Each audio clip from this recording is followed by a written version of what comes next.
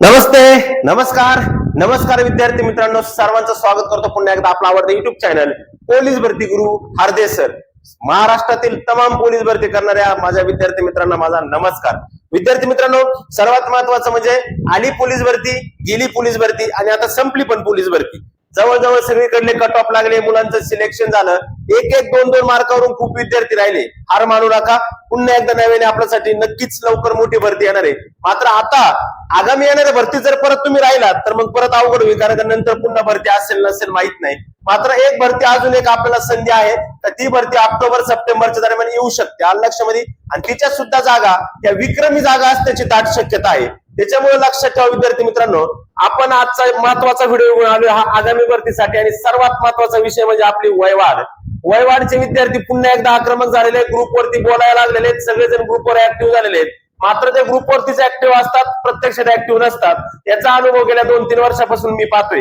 विद्यार्थी मित्रांनो, सगळ्यात महत्वाचं म्हणजे आपल्याला जर वयवाढ करायची असेल पुन्हा एकदा, वयवाढ एवढी सोपी गोष्ट नाही मित्रांनो. ज्या विद्यार्थ्यांना वयवाढ आहे किंवा आगामी भरती, सगळ्यांनी हा व्हिडिओ शेवटपर्यंत पाहायचा आहे. अजिबात कोणी स्किप व्हिडिओ करायचा नाही. संपूर्ण माहिती या व्हिडिओच्या माध्यमातून असणार आहे. व्हॉट्सअपचे ग्रुप असतील, त्याच्यावरती काय चालतं, कोण पुढाकार घेतं, कोण माघार घेतं, कोण काय बोलतं, सगळं या व्हिडिओच्या माध्यमातून मी सांगणार आहे. विद्यार्थी मित्रांनो, सर्वात महत्वाचं म्हणजे आगामी भरतीची जाहिरात येईलच.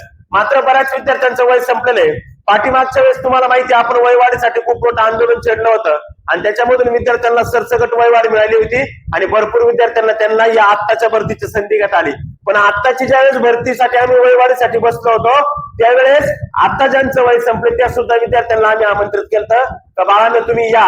मात्र त्यातलं कोणीच आलं नव्हतं, त्याच्यामुळे संख्या कमी झाली.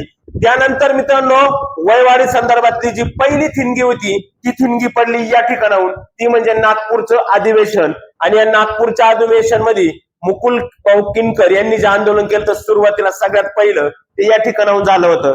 विद्यार्थी मित्रांनो, पहिले खऱ्या अर्थाने सांगायचं म्हणजे वयवाढीच्या संदर्भातला जो सगळ्यात पहिला जी आर आला होता, जो आला 13 मार्चला 2022ला 23ला आणि तो जी आर आला.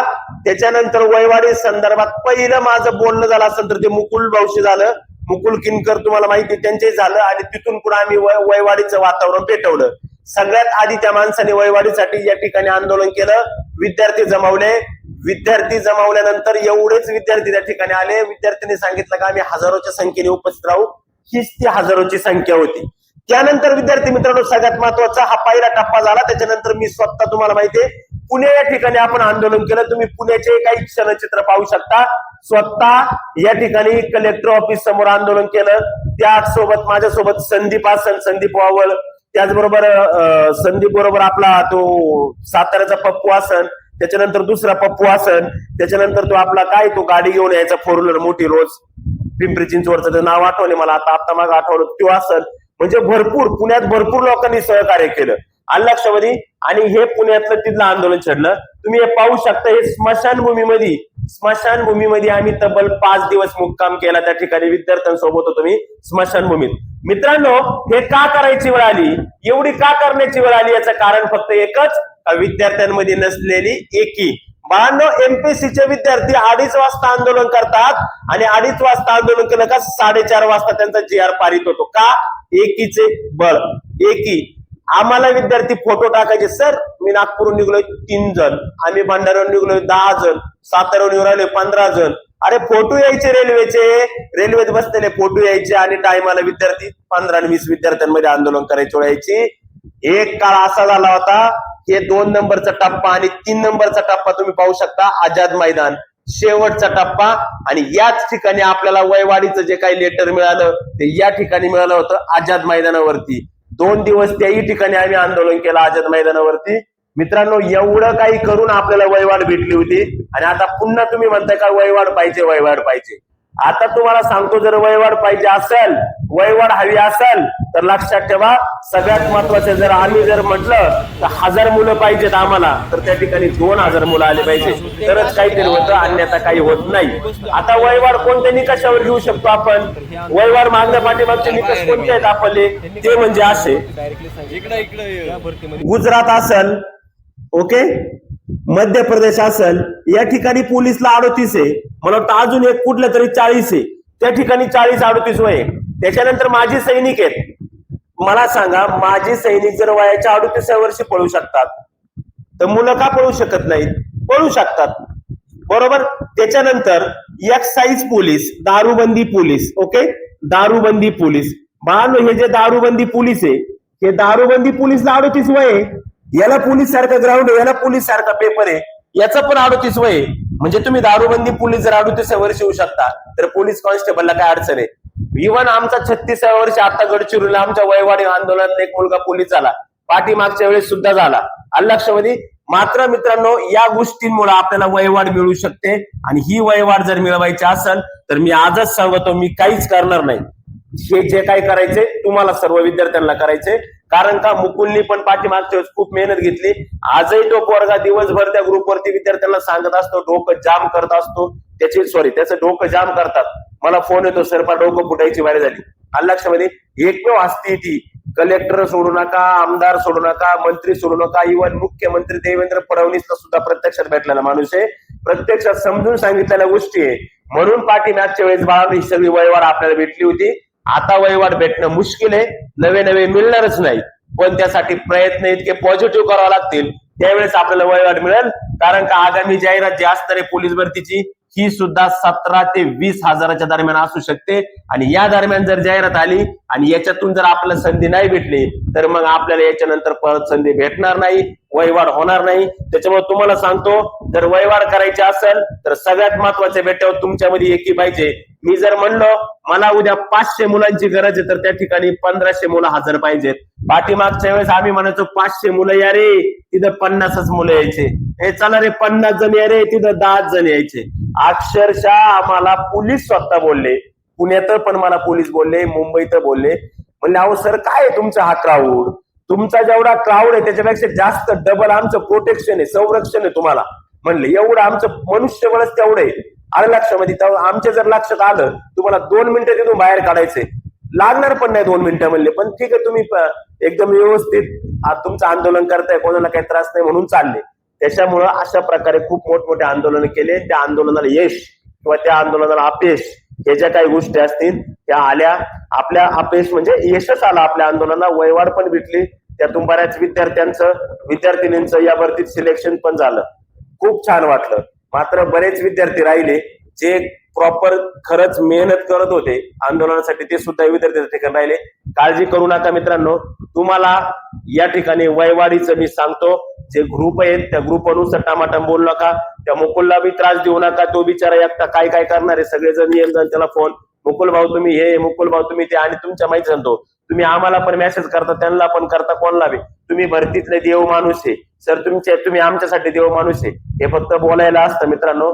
ज्यावेळेस आम्ही तुम्हाला प्रत्यक्षात बोलवतो, हे बघा मी काय भरती करत नाही, माझी कुठलीही मोठी अकॅडमी नाही, मी एक साधा तुमच्यासारखाच विद्यार्थी, माझी स्पर्धा परीक्षा तयारी करता थोडस 1-2 ठिकाणी शिकवतो क्लासला, त्याच्यातून काय तुटपुंजी मला पैसे भेटतात त्याच्यावरती मी माझं काम करतो. लक्षामध्ये पोट पाणी वगैरे वगैरे. लक्षामध्ये. दुसरी गोष्ट, मी ना कुठला मोठा क्लासवाला आहे, ना मोठा कुठला प्रसिद्ध व्यक्ती किंवा असं काहीच नाही.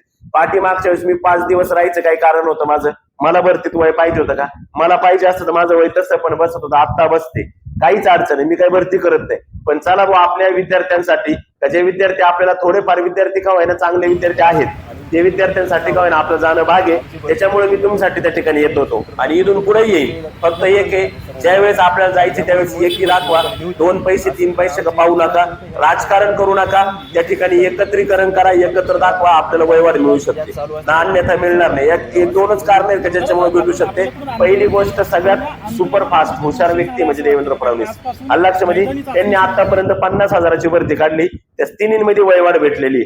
आताही परत वय वाढते, डायरेक्ट आम्हाला तिथं उभं सुद्धा करणार नाही, त्यांचे चेहरे पाठ झाले डायरेक्ट, आमच्या 2-4 जण चेहरे डायरेक्ट असे ते जाऊ. त्याच्यामुळं आता तुम्ही करू शकता का, बाकीच्या राज्यांमध्ये भाऊ एवढी वयवाढ आहे बा, किंवा एक्साईज पोलीसला 38 वर्ष वय आहे, एक संधी द्यावा आम्हाला शेवटची, याच्यानंतर वयवाढ भेटणार नाही. त्याच्यामुळे आपण पाहू, त्याचं व्यवस्थित वेळापत्रक तयार करू, व्यवस्थित नियोजन करू, कशा पद्धतीने काय करायचं, पुढचं कोण साथ देणार आहे आपल्याला. महाराष्ट्रातील इतर पण काही क्लासेसवाले संचालक लोक असतील, ते आपल्या सोबत असतात. काही बरेच संचालक असतात, कधी संपर्कात असतात, येतात त्या ठिकाणी पण. त्याच्यामुळं पाहूया काय नाही. ही आगामी भरतीची जाहिरात ऑक्टोबर डिसेंबर मध्ये डिपेंड म्हणजे अपेक्षित आहे का या ठिकाणी येणार आहे. म्हणजे जशी आत्ताची प्रक्रिया झाली सेम तशीच प्रक्रिया इथून पुढे पण होणार आहे. त्याच्यामुळे काळजी करू नका. तुम्ही पाहू शकत असाल हे काही क्षणचित्र तुम्हाला तुमच्या समोर हे चित्र जे दिसत आहेत. बाळांनो, हे आंदोलन करत असताना खूप त्रास सहन करावा लागलेला आहे. पोलिसांनी अनेक वेळा उचललेलं आहे, अनेक वेळा आत नेलेले, अनेक वेळा बाहेर टाकलेले, मात्र हार मानले नाही. शेवट 4 जुलै 2024 ला GR पारितच झाला आणि तो GR घेऊनच आम्ही त्या ठिकाणाहून उठलो होतो आणि जाहिरात आली. मुलांना संधी भेटली. 1-2 दिवसांनी जाणारे मुलांना सुद्धा संधी भेटली होती. दादानं खूप प्रयत्न केले. ते मी असन, मुकुलभाऊ असन, संदेश नाही त्याचा, संदेश असन, संदीप असन, आमचा साताऱ्याचा अमोल खताळा असल, त्याच्यानंतर अजून आपला आप्पाजान असल, मुकुल असल, त्याच्यानंतर ते बरेच, आता काही कोणचे नाव मी भरपूर पण माझ्या नाव लक्षात नाही आता, राहुल असल, त्याच्यानंतर आमची मालेगावची गँग असल, त्याबरोबर संगमनेरची आमचे बाळू गँग असल, त्याच्यानंतर कदम असल, वरपे असल, बऱ्याच विद्यार्थ्यांनी साथ दिली होती आपल्याला. म्हणजे अशा सर्वांनी लक्षात ठेवा, सर्वांनी जे साथ दिली तशी इथून पुढे गेली तर आपण काहीतरी प्रयत्न करू. मग हे असं नाही आता व्हिडिओ पाहिले सर चला वय वाढेल असं नसतं. थोडं नियोजनबद्ध ही भरती प्रक्रिया सगळी संपल्यानंतरच आपण वयवाढीसाठी मागणी करू शकतो, लगेच नाही. ही भरती प्रक्रिया सगळी संपली, SRP चालक आखे पेपर सगळे कट ऑफ लागल्यानंतर आपण लवकरच 1-1.5 महिन्यामध्ये त्याचं पूर्णपणे वेळापत्रक करू, एक तयार करू. कुठं निवेदन द्यायचे, निवेदनाचं पहिलं सत्र राहील, दुसरं सत्र आपलं डायरेक्ट मंत्रालय किंवा कार्यालयांवरती राहील आणि तिसरं सत्र डायरेक्ट फायनली मंत्रालयावरती. अशा पद्धतीने वेळापत्रकानुसार आपण नियोजन करू आणि त्यानुसार वयवाढीसाठी आपण हे करू. कायम तुमच्यासोबत होतो, इथून पुढे राहणार. लक्षामध्ये सर्वांची दिलगिरी व्यक्त करतो. मध्यंतर थोडं कोर्टाचं काम जास्त असल्यामुळे मला टेस्ट असेल किंवा क्लासेस त्याच्यामुळे लक्ष देत राहील, पण काळजी करू नका. पुन्हा तुमच्या सेवेत 24 तास 7 दिवस कायम असणार. ओके, ठीक आहे. अशा पद्धतीने महत्वाचे अपडेट तुम्हाला देण्याचं काम केले. भेटू आपण परत पुढच्या नवीन व्हिडिओमध्ये, नवीन अपडेट, नवीन माहिती घेऊन. तोपर्यंत मी तुमची रजा घेतो. जय हिंद, जय भारत.